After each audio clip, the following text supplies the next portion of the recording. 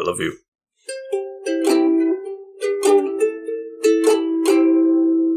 Welcome back to the couch, all y'all potatoes. We got Big Couch as usual. It stretches big, far and huge, wide. pull-out sofa. You know, so if you stay too late, drink a little bit too much, you could stay over. Greeny won't probe you too much. But, it's cultural. It's cultural. Contractual and cultural. I am the Faceless Leon, and this is a podcast about movies and TV. You can use me as a blanket, technically. But you will be sweaty. Right. By the yeah, I was gonna say it's hot, but not in it doesn't breathe. Hot. It's just hot. Yeah, it doesn't breathe. Yeah, it's gross. Yeah. No offense. But there are limited options for blankets at our place. So. The smell, but the smell once you start sweating beneath you, it gets weird and funky in there. It's like a hot house. Yeah. And then I carry it for like a week. Yeah. Yeah. It's very bad. Yeah. Anyhow, we're man, back. You stink. No, sorry, man. You stink. You smell. True. You don't smell. Maybe a little bit today. It might be shower day. Yeah, maybe. Can I be honest here? We're back with a Disney movie that I don't think I've actually ever seen before. Really? Wow. As I was watching this, it did not stir any memories from childhood. Well, there you go. We found one. I watched this one quite a bit because I was a very big mythology nerd, and still am. And we're talking about Atlantis, the Lost Empire. Atlantis. I was mouthing the exact same thing as you were saying. Okay. Sorry. It was very confusing. Yeah, it was because I really did enjoy the surprises though, because it was just like immediately like right off the bat I was like, oh, that guy, I know that voice. That's Michael J. Fox. Yeah. It took me a little while, but I was like, oh my god, that's pretty cool. He plays the lead character Milo. Mm-hmm. But then also at the beginning there's one of the guys who's running away from him, one of his like bosses or whatever you'd call them. He's like he's, I don't know, a politician or something. But that's David Ogden Stiers, who's been in plenty of Disney films prior to this, as well as MASH, as I've mentioned many times. But yeah, I heard his voice, and I was just like, oh, yeah, that's David Ogden Stiers. So it's just, I don't know. Even though I never watched this one, it's really kind of funny how many voices I recognized. It was just like a moment of childhood that was just like a missing puzzle piece or whatever. Yeah, there's a lot of them to recognize. Another one who I believe was returning, if I can find. Jim Varney? No, it is the woman that worked directly. Lieutenant Helga Katrina Sinclair. Claudia Christian. Claudia Christian. I thought she had done other things. She sounded a lot like Megareth to me, and I was really expecting to be right about that. But she is in the Netflix series Blood of Zeus, so check her out. I love that. No, that was great. Oh, man. I was expecting to be right about that. Guess I wasn't. No. But there is Jim Varney. Yeah, it was the Ernest character. He was, what were those movies called? Just like Ernest Goes to Camp, Ernest Saves Christmas, like all those silly films. Oh, yes, yeah. I watched a lot of those. I did too. I actually knew him better as Ernest than as the Slinky dog from Toy Story. Oh, yeah. He plays Cookie, right? Yeah, the cook. Yeah, Jim Varney, yeah. I watched that show a lot. But he also was in the remake, the movie remake, or whatever, of the Beverly Hillbillies. He played the dad. Oh my god. Yeah. Hell yes. Jebediah. Or Jed. Yeah, something like Jed. that, yeah.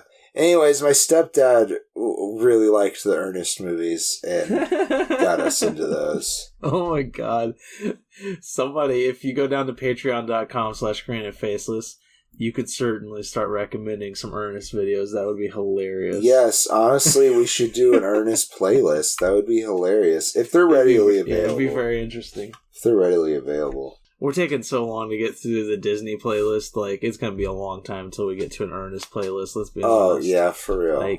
Like if you're very interested in hearing us talk about what is probably a problematic movie series, yes. You know, I know I watched a lot of them, but I'm fairly certain they're probably got some PC I remember issues some nowadays. things. Yes, I remember some things. And that would be fun to talk about. So if you want us to talk about your favorite Ernest P. Worrell? Mm-hmm. Ernest P. Worrell? Like a W? I have no idea. Was that his name? Yeah, it's Ernest P. something. I'm just looking. P. Worrell. Vern. Yeah! Vern. I got it right. Worrell. Oh my god, dude. There's one called Ernest Goes to Africa. Oh. Oh my god, there's so fucking many of them. I know, that was the sad thing. Oh, Vern. Please go on down to patreon.com/Greeny and Faceless so I can live my dream. Yeah, make sure to recommend your favorite Ernest films. Because we like a good Jim Varney, and he does a great cook here. The cook. And you get this kind of like Mulan feeling with this crew, in a way, and I'll explain that. It's also like National Treasure. It's kind of a bit like National Treasure, where they're hunting for something, and his crew betrays him. So you have Milo. Oh, well, spoilers. Who's a linguist. Yeah, sorry. I mean, come on. Milo, who's a linguist, played by Michael J. Fox. He gets approached. I mean, I feel like you should be the one summarizing, actually, because you like this movie. Okay, then I will. I do like this movie. So, I feel like I'm stealing your summary from you. Well, I was just going to let you do it because that's how, flow. But anyhow. I know. Yeah, Milo, he works for the Smithsonian, but you find out that he's just, keeps the boiler. But he wants so badly to go on an expedition to find Atlantis, because it was his grandfather's dream as well, and it was passed down to him. Eventually, after he gets fired, he gets approached by Whitmore. What was the voice actor's name for Whitmore? Preston B. Whitmore, played by John Mahoney, the guy who sits in the chair for Frasier. It's Frasier's dad. That's right, it is. Wow. I didn't even know that. Anyhow, he gets approached by him, and he's this billionaire, and he also is a big old buddy of Milo's grandpa. And so he funds the expedition because there was a bet or something. And his team of people is always led by James Garner. Character, rather, Commander Lyle Tiberius Rourke. Commander Rourke, I guess what we'll call him. And right under him is Helga, who I mentioned before. And then we have a great cast of crew members. We have Vincenzo, or Vinny, Santorini, and he's a demolitions expert, but he really just wants a flower shop, and he's played by Don Novello, who's the priest guy from SNL, and also in Casper. We recently talked about him in Casper. You say recently, but I feel like that was a year ago. Okay, I guess it was Halloween. Time really flies, man. I'm about to be 31 in human years. I'm officially in my 30s. I know. Welcome to the club. Phil Morris. Gross. I can't believe you're that much younger than me, though, because I'm going to be 32, but whatever. Phil Morris plays Dr. Joshua Strongbear Sweet, who is the medic for the group. Then we have Audrey Roquillo Ramirez, who's a mechanic, and she's played by Jacqueline Danielle Obradors. Yeah, I like that. Obradors. I just need to look at 6 Days and 7 Nights. My parents watched that a lot. The only other one I feel like we didn't mention is Mrs. Packard, and she's the radio operator, and she's played by Florence Stanley, and the character's just like a bazillion years old, and she's always smoking cigarettes. Yeah, and when I mentioned Mulan earlier, by that I meant, like, it's very similar vibe, where, like, you know, Mulan gets in with that group of guys that she's, like, in her little troop with, and it's the same thing with Milo. He falls in with this group, and even though you find out that Commander Rourke has some villainous tendencies and is really only interested in getting to Atlantis to steal a valued treasure and sell it on the market. Yeah. This group of people that Milo befriends that are part of Rourke's crew, they're kind of like his little Mulan group. They all have their little quirky personalities. Yeah, I forgot about Mole, actually. They stand out. Oh, yeah, we did forget about Mole. Gaëtan Molière goes by Mole, played by Corey Burton. And he's a geologist. Shockwave in the Transformers. Okay. He's also apparently the current voice of Captain Hook. Huh. For like the Disney cartoons. Oh wow. We used to think Mole was so fucking funny. Right. Yeah, and I also just noticed that Leonard Nimoy plays the king of Atlantis. Yeah, I didn't notice that either. Yeah, hell yeah. But we'll get to that in just a minute. I love me some Spock. So the first half of the movie is just this, like, pretty long... Huh? I said great. The first half's great. Oh, yeah, I like it, but it does take quite some time to actually get to Atlantis. And, you know, it's supposed to feel like a long and hard journey. There are some... I wasn't supposed to be a penis joke, but fine.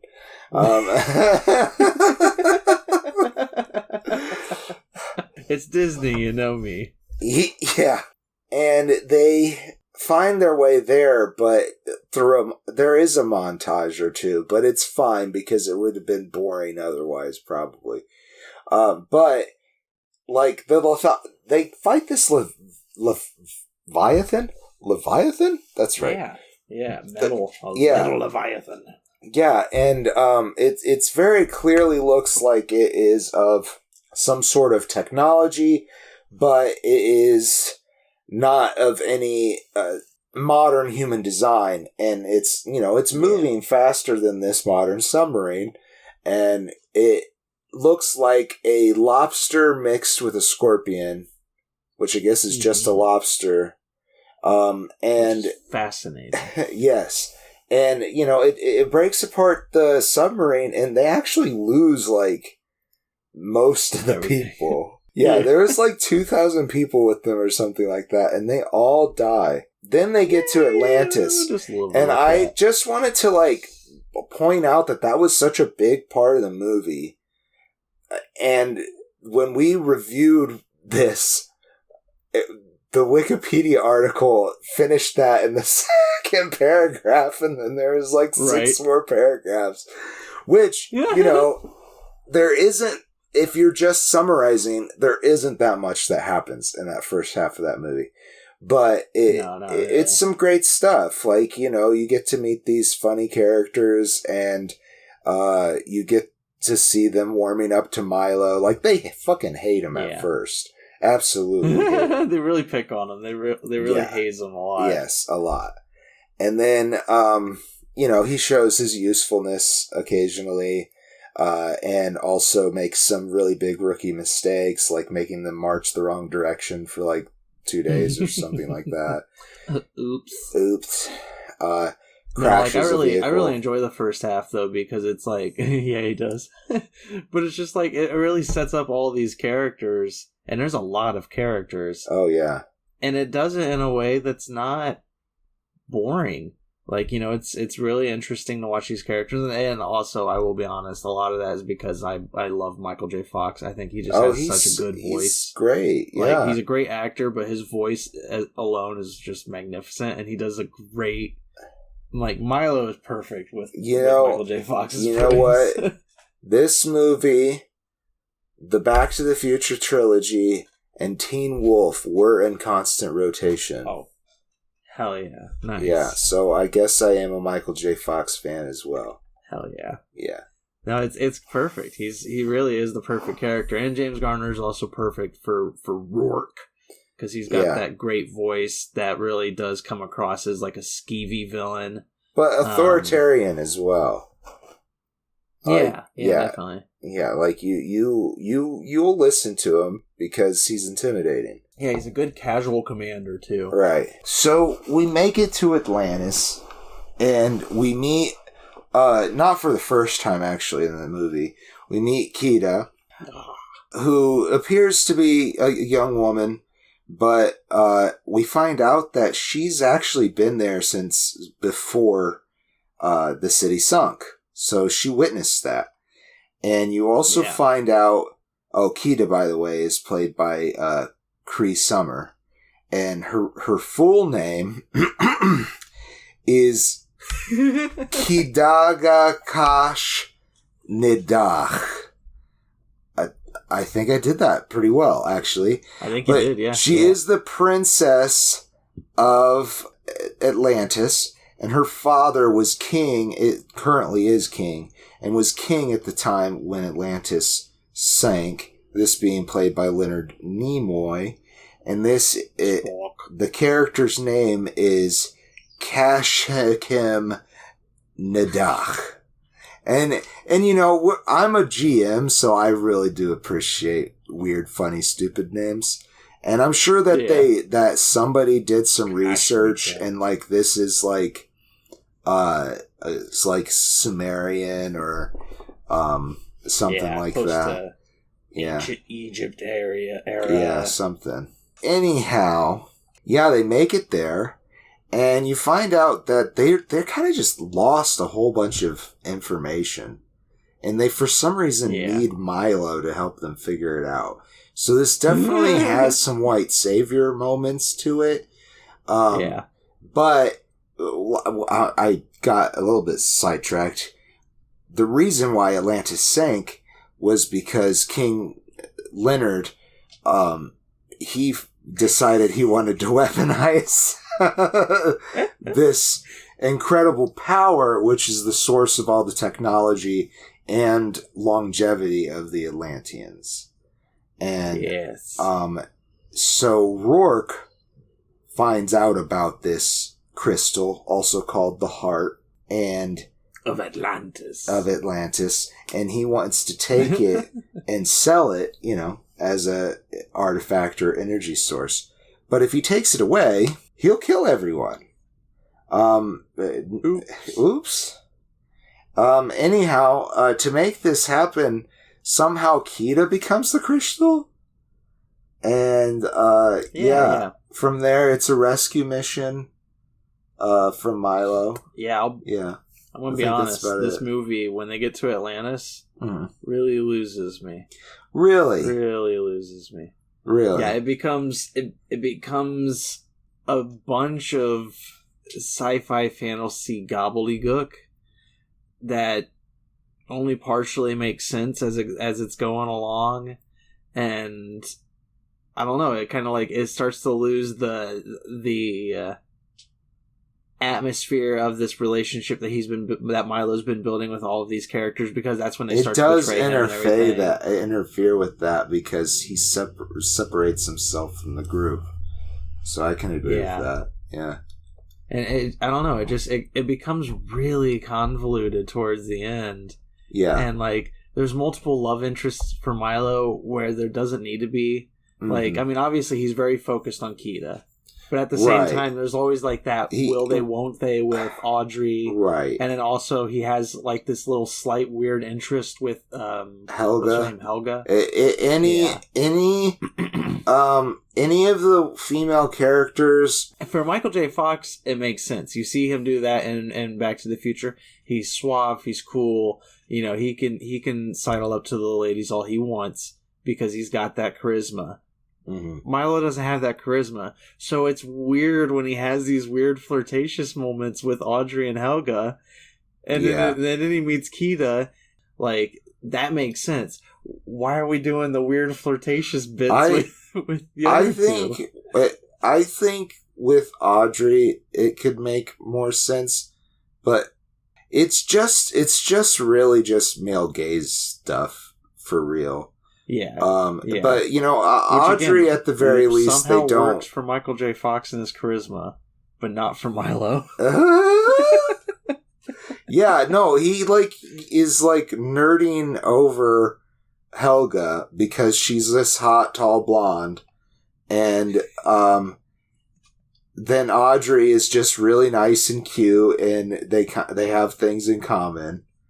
And, and then... Yeah, Kita comes around, and that doesn't matter anymore. But yeah, I think it's just trying to, it's just sexualization that didn't need to be there, at least for Helga. But there is something that appeals to me in the femme fatale character, you know. I thought you were just going to say about Helga. No, that's who I'm about Helga. Well, I mean, I was talking about. No, I was going to say I said the femme fatale, but yeah, I was particularly referring to Helga. But it's like Indiana Jones and the Last Crusade, right? Like almost spot on, like the hot blonde that Harrison's like kind of attached to that he tries to save at the end, who was working with. Oh, it's scene for scene in a couple of moments. Yeah, actually, it is, isn't it? Oh my god. To clarify, I guess my meaning from earlier though, it's like the third act isn't bad. I'm not going to say that. It loses me. Sure. And it also kind of loses me mainly because Disney... Hold on. Somebody's outside. Zelda's going to be pretty upset for a second here. Okay.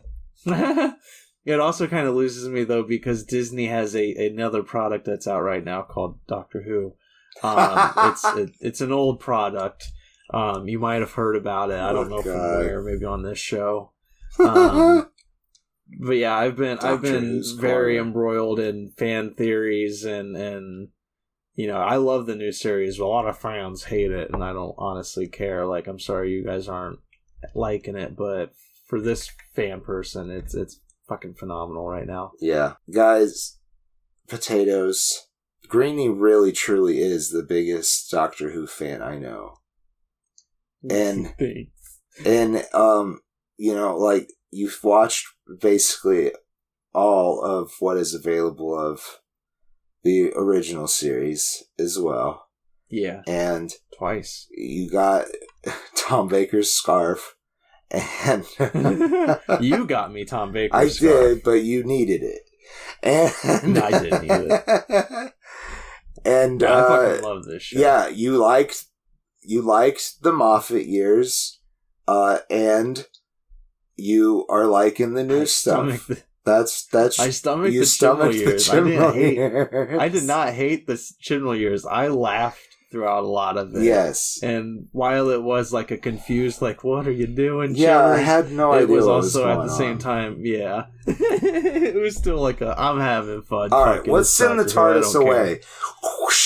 But yes. All I was saying about that though is by the time the second half of this movie lost me, like when I started to go ADHD and get lost in Doctor Who fan theories and everything, that was also, it's just like, it wasn't bad, but when I was paying attention, what I was picking up on, I was just kind of like, yeah, this is kind of just reminiscent of a lot of other stuff. Like, it even though it's still good, it didn't feel really original. Like, I mean, you're going to fucking Atlantis. I know there's a lot of places and shows and movies and books that have gone to Atlantis. But, like, there's something beautiful in a take on Atlantis. And I felt like this take was just kind of par. It was kind of tit for tat what we've seen before. Well, I mean, I like the idea of it being like still in air.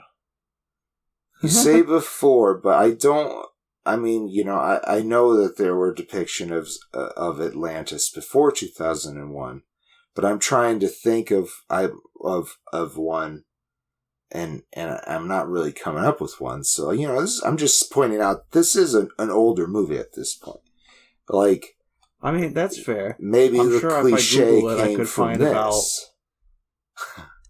I mean, I don't want to do this, but if I want, I could Google Atlantis and see what kind of entertainment we've had. Because I'm quite certain there was a lot. I feel like there was more after this and Stargate Atlantis than there was before. I guess I could be just thinking of Stargate, but films. Undersea Kingdom, Journey to the Center of the Earth, Atlantis, the Lost Continent, Hercules and the Conquest of Atlantis. They're all just goofy, like, old stuff. MacGyver, The Lost Treasures of Atlantis, Alien from L.A. Hell yes. What is Alien from L.A.? In which Wanda Saknussemm finds herself in an underground world that was once Atlantis. Gamera. Ooh. Yeah, it is pretty, like, a lot of these were, like, old 60s and 70s. But in film, there's a shit ton of stuff in film. Sure. Not in film. In TV. Oh, I'm sure. Doctor Who, even. Oh, yeah, Doctor definitely. Who went to Atlantis, like, 8 times. Well, he had to talk to his friends. That's not true. It was more like 3 or 4. Okay, well, anyways. Still. What I'll admit, basically, though, is that as a representation of, including literature even, it's just kind of boring. It's a brand new world that you can explore, and it's just kind of just like, oh. Yeah, it's kind of like what DC Comics has been doing since the 40s. It's just that's Kingdom. Okay, blah, blah, blah. See, now you got me there, because both DC and Marvel have been doing it forever. I know it's like Atlantica and Marvel or some bullshit like that. But maybe it is Atlantis, because, Atlantis is a myth, so they can use it if they want to. Yeah, DC doesn't corner the comic book market on Atlantis. Yeah. And I am glad, though, that The Little Mermaid called it Atlantica, because then this movie would not have made sense at all. That's very fair. Yeah. Well, it's all one big world. I, as a little human made out of polymer, enjoyed the architecture, bright colored clothing, and interesting people and sculptures and all that kind of stuff, the technology that they showed. I found all of that incredibly interesting. From a very young age, the idea that we have lost a good chunk of information that we knew about our ancient selves has always fascinated me. And Tower of or the what is it? The Tower of Bible. Yeah, the Library of Alexander. Like we know that existed. And we know that there was information from all over the world in there. But we do have to give a caveat. It was information from all over the world that the Greeks found interesting. So it is a pretty Hellenistic-centric, probably, collection. But anyhow, all that kind of stuff interests me, and I'm a big history nerd, and I do think that this movie helped me along that journey to really, really become a history nerd. I feel like if I'd watched this as a kid, I would have fucking loved it. Oh, yeah. Like, it would have been great as a kid, and I would like it more now. I mean, I don't hate it now. I got bored with it once it got to Atlantis, and I was just like, oh. Yeah. Put your palm on the stylus, turn the key, and keep your hand on the machine. I don't remember exactly how it goes, but I would love to fly a fish. I will tell you that. That would be pretty cool. Yeah. That would be pretty awesome. Yeah. Okay, so closing statements.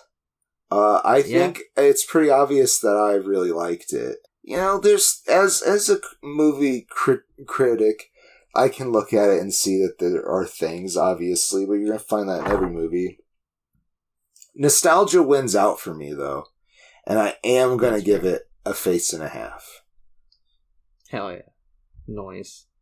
Yeah, I still liked it. I mean, I'm giving it 3 stars. Like, it's still fun. Again, if I had seen this as a kid, I would have fucking loved it. Right. I love Michael J. Fox, and, you know, this would have been right up my alley, because I don't know why I never watched this. And it's possible I did watch it, I just forget. But, like, no memories unlocked while watching this movie. I was just like, oh, yeah, what the hell? How did I not watch this as a kid? I feel like we owned it. Oh, like, I feel like I definitely remember it on the shelf. Huh. Like, I don't know. I don't get it. Maybe it was Stargate Atlantis. They used the same font, I swear to God. Yeah, it's very possible. We did have all of that, too. My brother loved that show. I mean, I really liked it, but I wasn't as in love with it as my brother was. But no, 3 stars. It's still fun. Yeah. Good acting. Good story. Yeah. It's just very, you know, kind of textbook run of the mill, you know, with a lot of other movies. Sure. Specifically, I can give it that. Specifically, the Indiana Jones and the Last Crusade. Like, there's just so many moments where like James Garner was like perfectly just like the villain in that. You know, just like, my goodness, man. Very true. He would have been a perfect. This version of James Garner is like a perfect Indiana Jones villain. You know, and keep him in the American forces too. Like, that'd be really interesting. So I think we did a show though. We did. Probably one of our most, I mean, it'll be chopped down a lot, but it's still probably one of our most, our longest Disney episodes. One of the longer ones, but they've been pretty. Yeah, I mean, there's been some life now with Emperor's New Groove and now this. Right. Like, yeah, it's there's like been some dull moments this era. Oh yeah, but we've only done 4 movies, so we are 50-50 at this point. That's fair. Really at this point, what it feels like is that they had a little tiny bit of a blip, and then they came back in. But we will see how that goes. Next time we'll have Lilo and Stitch for you. Hell yes! I'm very excited for that one because I love the show. I've watched the movie a couple of times, but it was one of those things where it's like I watched the movie like twice when it was in theaters or whatever, and then once the show came out, that was my world. Oh, I loved that Lilo and Stitch show, but I loved any show that was like that had a formula that you knew you were going to meet a new character or creature. Or something like that each episode. Like Digimon, the really cool. Early episodes it's like of Doctor Digimon. Who. Yeah. You know, every now and then you'll see a familiar, but sometimes you get some weird ass shit. And you're just like, what nightmare did this come from, you weirdos? Yeah. Experiment 111. Why? I don't know what that one looks like, actually. I gotta look it up now. But no, I'm very excited to return to the Lilo and Stitch movie because I don't think I've watched it since the show came out because I just watched the show on repeat. I don't think I returned to the movie once the show was out, so that's going to be interesting. It's going to be very interesting. And I hope you're here for it, everybody, all you couch potatoes out there. Because we love you. You're fabulous. What was it? What was Experience 111? Experiment 111 from Lilo and Stitch. Their name is Mulch. Yeah. Are they like Mole Moliere? No, I don't know what they're able to do, but they kind of look like they're a lawnmower. Like a manual like, you know, you push turn blade ones. Yeah. Fuck yeah. Now I kind of want to watch that silly show. I know, right? Too bad they didn't have an episode for every single fucking monster, and they gave up after, like, you know, I don't know, 50 or 60 episodes, whatever. We'll get there. Next week, everybody. Not next week, actually. It'll be a while from now. But we'll get back to the Disney playlist. We I don't thought stick it was away next too long. on. But anyways, it might be next week. We'll come at you Stick real around. soon with an episode. Go on down to patreon.com/Greeny and Faceless. Yeah, subscribe, comment, whatever. Get the fuck out of here. Excuse me. Love you. I'm the Great Traveler from Gorsh. And I am the Faceless Leon. Safe travels and good night. Doctor Who also on Disney Plus. Go check it out. I used my hands a lot this episode. Greeny and Faceless on the Couch is a proud production of FictionWorks 19. Are you a fan of the show?